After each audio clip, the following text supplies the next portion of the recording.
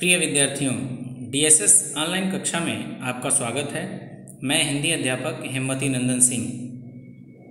आज हम सभी हिंदी बसंत भाग 3 के पाठ 9 कबीर की साखियाँ नामक पद्य का अध्ययन करेंगे और उसे संदर्भ, प्रसंग सहित उसकी व्याख्या समझने का प्रयास करेंगे।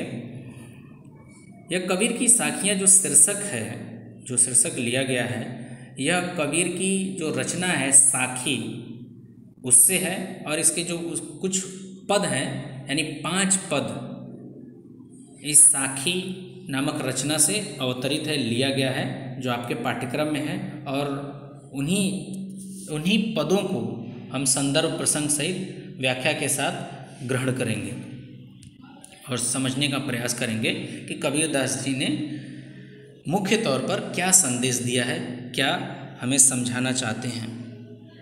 इससे पहले कवि परिचय के अंतर्गत कबीरदास जी का संक्षिप्त जीवन परिचय आपको जानना चाहिए, अति आवश्यक है। तो इनके जीवन परिचय पर भी या से संबंधित या इनके जीवन पर भी थोड़ा सा मैं प्रकाश डालूंगा, इनकी प्रमुख रचनाएं, और फिर उसके बाद हम लोग जो है स्टार्ट करेंगे इनके पद्य को। तो कबीरदास जी का जन्म सन 1398 ईस्वी में यानी 1398 में वाराणसी में हुआ था। इनके वास्तविक माता पिता के बारे में विद्वानों को जानकारी नहीं है, किसी को जानकारी नहीं है कौन थे, क्योंकि ये वाराणसी के लहरतारा नामक तालाब के किनारे एक जुलाहा दंपत्ति नीरू और नीमा को मिले थे। तो उन जुलाहा दंपत्ति जो निसंतान थे, उनकी कोई संतान नहीं थी, इन्हें लहरतारा नामक तालाब से उठाकर अपने घर ले आए और इनका पालन पोषण किया। कई लोग बताते हैं हिंदू थे, कई लोग बताते हैं मुसलमान थे, तो इसमें भी मतभेद है लोगों में और साहित्यकारों में मतभेद है। कबीरदास जी पढ़े लिखे नहीं थे, शिक्षित नहीं थे, उस तरह से व्यवहारिक ज्ञान इनको था, समाज से इन्होंने बहुत कुछ सीखा था। और वह आडंबरों का यानी दिखावा था, जो ढोंग पाखंड था, उसका इन्होंने घोर विरोध किया। इसलिए हिंदी साहित्य जगत में इन्हें समाज सुधारक के नाम से भी जाना जाता है। इनके गुरु जो थे वो रामानंद जी थे, जिनके द्वारा इन्हें आत्मज्ञान प्राप्त हुआ था। इनकी पत्नी का नाम लोई था और इनके पुत्र का नाम कमाल और पुत्री का नाम कमाली था। कबीरदास जी पढ़े लिखे नहीं थे, उसके संदर्भ में ये स्वयं एक प्रमाण देते हैं, एक पद्य के माध्यम से, एक कविता के माध्यम से। इन्होंने कहा है, क्योंकि इन्होंने जो कुछ कहा ये स्वयं लिखे नहीं, इनके जो शिष्य थे वो इनकी कही हुई बातों को लिपिबद्ध करते थे, लिखते थे, लिख कर रखते थे। इस तरह से इनकी रचनाएं संग्रहित हो गई। इन्होंने अपने संदर्भ में कहा, मसी कागज छुइयो नहीं, यानी मैंने कागज तो कभी छुआ ही नहीं, कलम गई नहीं हाथ, और मेरे हाथ में कभी कलम नहीं गई, अर्थात मैंने कभी कलम नहीं उठाया और कागज को मैं छुआ नहीं। अर्थात इससे स्पष्ट हो जाता है कि इन्होंने लिखने पढ़ने का कार्य इन्होंने नहीं किया, पढ़े लिखे नहीं थे। उसके बाद जो है इन्होंने उस समय समाज में हो रही जो बुराइयां थी या जो ढोंग पाखंड थे, जो धार्मिक, जो आप कह सकते हैं धर्मांधता थी, धर्म के नाम पर बहुत पाखंड किए जा रहे थे, ढोंग किए जा रहे थे, तो उनका इन्होंने बहुत खंडन किया। अंतोगत्वा सन 1518 ईस्वी में यानी 1518 में मगहर में इनका निधन हो गया, इनकी मृत्यु हो गई। इसके बाद हम देखते हैं इनकी रचनाएं जो कौन कौन सी हैं। तो इनकी प्रमुख 3 रचनाएं हैं। साखी, शबद, रामायणी, जिसका संग्रहित रूप जो है बीजक नाम से प्रसिद्ध है, अर्थात इन तीनों का संग्रह जो है बीजक कहलाता है, या बीजक के ही 3 भाग हैं, साखी, शबद, रामायणी।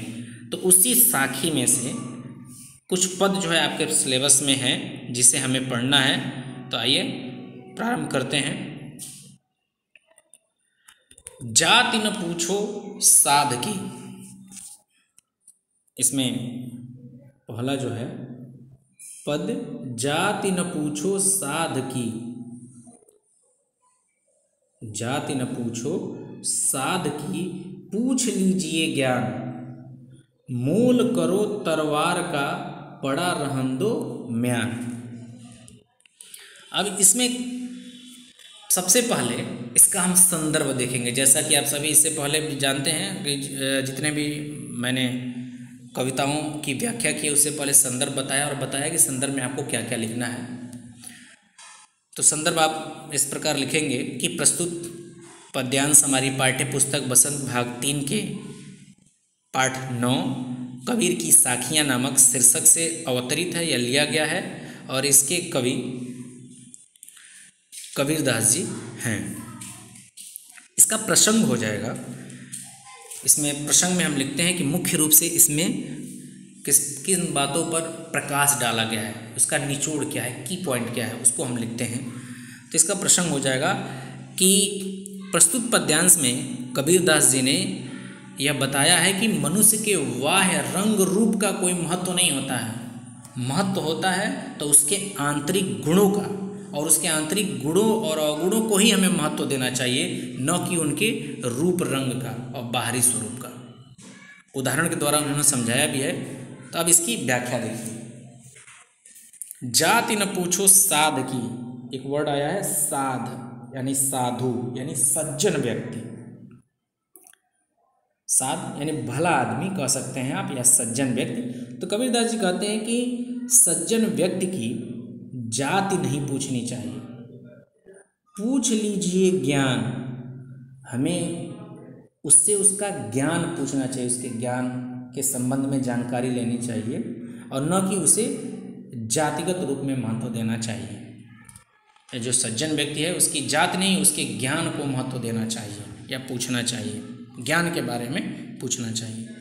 दूसरी लाइन है, मोल करो तरवार का, मोल यानी महत्व, करो तरवार का। एक उदाहरण दे रहे हैं कि जिस प्रकार से पड़ा रहन दो म्यान, कि तलवार का महत्व होता है न कि उसके म्यान का, और म्यान उसका बाहरी स्वरूप है जिसमें तलवार रखा जाता है। म्यान, तलवार रखने का जो कोष होता है उसको म्यान कहते हैं। तो भले ही तलवार का जो म्यान है वो बाहरी रूप उसका है, वो कितना हो सजा दीजिए, और जो तलवार है उसका जो वास्तविक गुण होना चाहिए वो नहीं है, तो बेकार है, उसका कोई महत्व नहीं है। ठीक उसी प्रकार हमें सज्जन व्यक्ति, भले आदमी का की जाति नहीं पूछनी चाहिए, उसके ज्ञान को महत्व देना चाहिए। तो उम्मीद है आपको ये स्पष्ट हुआ होगा, इसे समझ में आ गया होगा। अब जो है दूसरा जो पद है उसको देखते हैं। दूसरा पद, आवत गारी एक है, उलटत होई अनेक, कह कबीर नहीं उलटिए, वहीं एक की एक। अब इसमें देखिए, इस पद में कबीरदास जी ने यह बताने का प्रयास किया है या बताया है कि किस प्रकार आपसी मनमुटाव को, या ये कह लें कि दुश्मनी को बढ़ाया जा सकता है और घटाया भी जा सकता है, या अपने चाहे ये व्यक्ति के ऊपर निर्भर करता है, उसके व्यवहार पर निर्भर करता है, उसका व्यवहार कैसा है। तो इस प्रकार उसके शत्रु मित्र बनते रहते हैं। संदर्भ इसका वही हो जाएगा। और प्रसंग में जो मैंने अभी इससे ऊपर बताया था कि प्रस्तुत पद्यांश हमारी पाठ्य पुस्तक, बार बार संदर्भ लिखने की आवश्यकता है नहीं, अगर एक पद पूछा जाता है तो फिर जो है आप संदर्भ प्रसंग लिखेंगे। प्रसंग सबके अलग अलग होंगे, संदर्भ एक ही होगा। तो प्रसंग इसका हो जाएगा कि इसमें प्रस्तुत पद्यांश में कबीरदास जी ने यह बताया है कि व्यक्ति के व्यवहार पर यह निर्भर होता है कि उसके शत्रु कितने हैं, मित्र कितने। अगर वो व्यक्ति चाहे उसका व्यवहार सही है तो उसके मित्र बहुत अधिक हैं, और नहीं अपशब्द बोलने वाला है, क्रोध करने वाला है, लोभ करने वाला है, तो उसके शत्रु अधिक मिलेंगे, उससे द्वेष करने वाले लोग भी अधिक होंगे। अब देखिए, आवत गारी एक है गाली, यानी एक अपशब्द कह लें या गाली। कबीरदास जी कहते हैं कि गाली आते समय एक होती है, अर्थात कोई व्यक्ति किसी को अपशब्द बोल रहा है तो एक अपशब्द बोला, अब उसकी प्रतिक्रिया क्या होती है ये देखिए, उलटत होई अनेक। उलटत यानी जब वो व्यक्ति किसी को कुछ बोलता है, अपशब्द कहता है, तो उलटत यानी जब वो वापस आता है, पलट कर जब वो व्यक्ति जवाब देता है, दूसरा व्यक्ति जब पलट कर उसका जवाब देता है, तो वो एक अपशब्द नहीं, 2, 3 या कितने उससे अधिक ही अपशब्द वो बोल जाता है। यानी गाली, इसने अपशब्द एक कहा, उस व्यक्ति को गाली दी या अपशब्द कहा, लेकिन उस सामने वाले व्यक्ति ने उसका पलट कर जो जवाब दिया, तो वो निश्चित तौर से उसने 2 या 4 अपशब्द बोल दिए।